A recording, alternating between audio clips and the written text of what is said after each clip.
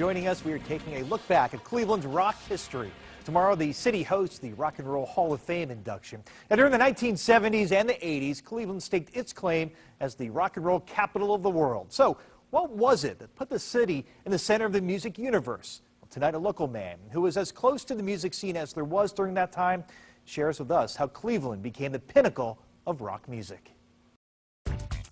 During much of the 1970s and 80s, John Gorman worked at WMMS, one of the hottest FM radio stations in America. When I look back at that time, to this day, I say, wow, that was an amazing period. In one of America's hottest rock and roll cities. You'd have a lot of acts play here in the earliest days. So you'd get to see like Van Halen opening for Journey. You'd get to see the act the first time raw, right out of the box, the first time they're touring. Back in the day, attending a show in Cleveland oftentimes meant having a front row seat to music history. You'd get to watch these acts develop.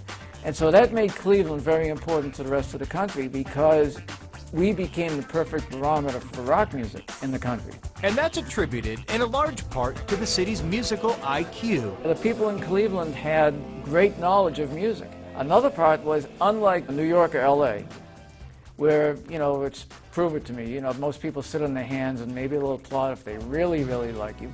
The Cleveland audience got into it. So the Cleveland audience was excited. They'd be standing up and cheering you on. They knew the words to all the new songs. Perhaps none more so than Bruce Springsteen. Born and raised in New Jersey, but it can be said that Northeast Ohio helped propel the boss to superstardom, thanks in a large part to the city's rock and roll glory days. Springsteen probably is the best known act for breaking out of Cleveland because he is the all-American act, and Springsteen is a unique performer. Unique definitely defines Gene Simmons of Kiss.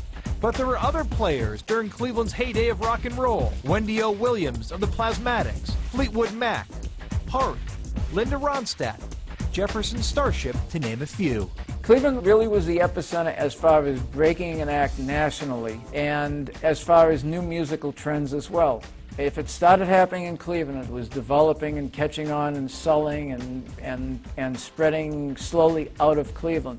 You knew you had something. And with so many ethnicities in the city, rock and roll was the universal language. It had no boundaries. The east side, the west side, and the south side all came downtown to go to the rock concerts. That's where everybody converged. And there was a time in downtown Cleveland where the only time you would see people were when there were rock concerts. I mean, there was nothing else happening in downtown for a long period of time. And for a long time, it was music that kept Cleveland in the headlines. Well, the Browns would always choke. The Indians weren't even close. The Cavs were a joke back then. But the one thing that you could count on that would always be a winner in this town was rock and roll.